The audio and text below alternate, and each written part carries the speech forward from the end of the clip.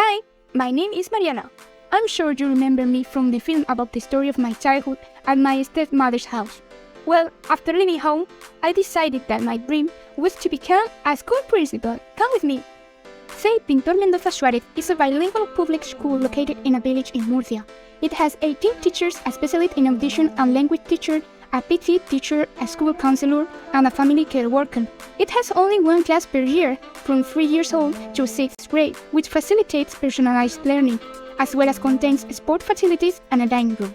Among the 138 pupils, the 60% are immigrants, which means that the school is based on the values of diversity and coexistence. Faced with the students' demands to introduce the Islamic religion in the school timetable and giving that their solution, the subject will be taught in the same way as the Catholic religion. In order to reinforce the introduction and avoid conflicts, the following measures will be implemented. Allow Muslim students to wear appropriate clothing, such as the hijab, and ensure that there is no discrimination. The actors involved are the teaching staff, the teacher, the immigrant student, and the family, so that the teacher-student connection comes into play, being key in the students' engagement and respect for learning. Avoid activities that may conflict with all religions in school, such as music with inappropriate lyrics or images, as well as activities of a religious nature during festivities such as Christmas or Easter. It impacts on the families of immigrant pupils, the pupils himself, the teaching staff, and the teacher, affecting the teacher-student connection, but at the same time the connection with the learning context, as if a student believes that his beliefs, values, or efforts are respected by the teacher, the connection between the teacher and the student will be stronger. Intercultural education, respect for them and the enrichment of knowledge and experiences that cultural plurality brings, as well as programs for the teaching of the language and culture of origin will be promoted. And it involves all pupils and teachers in the school, improving the connection between students and teacher-student connection, which can help to create a more inclusive and tolerant environment. All students' parents will be provided with the necessary advice about the rights, duties, and opportunities involved in the updated Spanish education system. Families and teaching staff are involved, promoting external relations which favor the emergence of knowledge, building or modifying what is known by the collective group. Awareness and training will be provided for teaching and non-teaching staff on Islamic culture and religion to enable them to better understand and meet the needs of Muslim students. It involves the teaching staff, so it favors mainly the connection between peers, but also the student-teacher's connection, because if the teacher is informed, it will make the students feel valued. Establish an Arabic translation of information posters, notification to parents, or seek external support. All of this to favor communication with the students and their families, eliminating physical, communicative, and access barriers to learning. It involves the teaching staff but favors learning connections beyond the classroom and teacher-student connection by facilitating understanding and learning, but also the most important, the connection within the learning context. That's the reason why we want to translate the posters.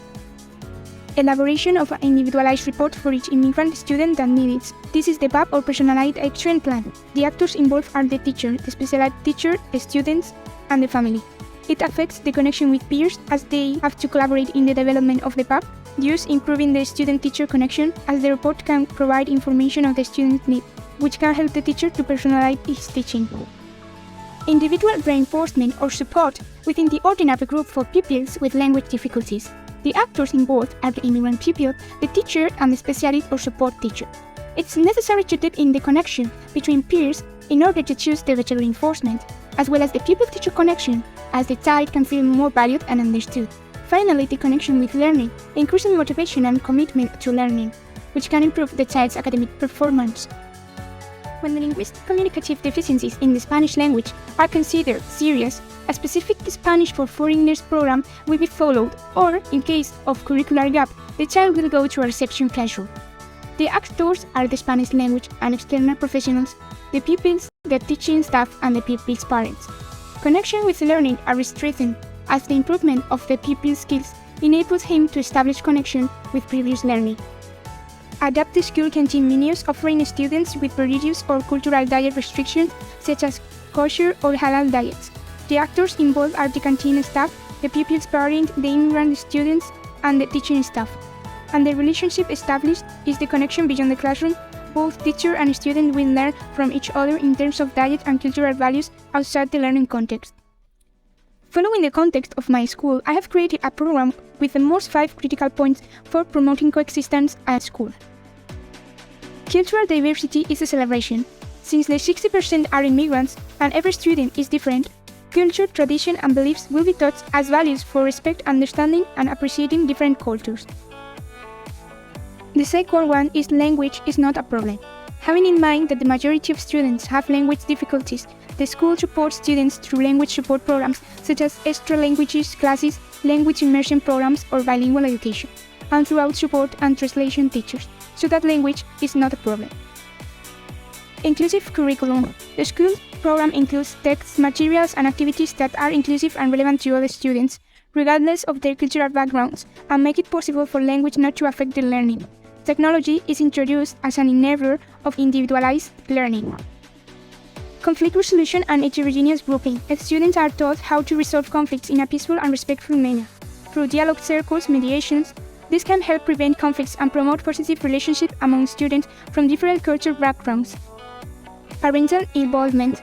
The school encourages parents to participate in school activities and events, creating a sense of community and good relationship between the school and parents. Involving parents in the child's learning can bring additional learning and help to make the child's needs peaceful. I would say that my leadership style is a type of democratic transformational style. Democratic because of the ability to listen to professionals and try to involve them in the processes of identifying problems and developing solutions. Transformational for aiming for change and transformation, encouraging moral and motivating professionals, developing individual strengths for the good of the team. Creativity and the search for multiple solutions characterize my leadership style. The Diversity Care Plan, according to the order of June 4, 2010, is the basic document that gathers the measures and programs to meet the characteristics and needs of their students. The critical elements of the part are the measures divided into general, ordinary, and specific. In our case, for example, we have an 8-year-old child with a mild intellectual disability or limited intelligence. He has an intelligence quotient between 70 and 85, according to his psychopedagogical report. He has difficulties in communicating, understanding social rules, remembering things, or solving problems independently. He is currently supported by the hearing and language teacher and therapeutic pedagogy teacher. We can see here the proposed measure for the child in increasing order of specification, also the recommended materials and the way it should be assessed. Talking about the activity I have prepared for this child, the objectives are the following. The activity will favor the manipulation of the puzzle pieces, turning and moving them until they fit. The cognitive skills to solve the problems of a puzzle, and the emotional skills, learning to be patient and to be rewarded when they complete the puzzle, as well as the memory, as they have to remember the shape of the pieces that do not fit, in order to place them later on. In addition, this activity aims for the child to learn to relate the word with the number and the descriptive forms by means of an everyday object, the apple. Regarding support and methodology, a safe space outside or inside the classroom will be provided, either with the teacher in charge or a support teacher, PT or AL, explaining the organization of time and the activity. The student will have to build the puzzle of 3 pieces of the numbers 1 to 10. They will have to put together the number, the word, and the figures. Regarding evaluation, it is evaluated based on direct observation, where possible progress or challenges that assume a complexity for the students are noted, evaluating their progress. The contents can be found in the Decree 209/2022 of November 17th, related to the first course of primary education, due to the curricular gap of 2 years. I believe I deserve a 9 in the School Organization and Diversity course for several reasons. I have demonstrated a high level of commitment, dedication, and effort in this course. I have integrated the concepts and tools of organization and diversity into my work and daily life. And I have demonstrated an attitude of openness and respect towards diversity in all its forms, trying to listen carefully to the experiences and perspectives of my classmates. I think the most important insight has been to see that as a teacher, I have to find a balance between randomness and deterministic order in the classroom. Randomness can help foster creativity and spontaneity, while deterministic order can provide structure and stability. I had never thought that the rules of coexistence were so important. I had always overlooked them, but then turned out to be fundamental, as they establish a framework for coexistence that allows students and teaching staff to interact effectively and harmoniously. I have discovered the importance of celebrating diversity because in doing so, students can learn about the world around them and prepare themselves to become informed and tolerant global citizens. Yes, of course, I have realized that every student is unique and has different needs.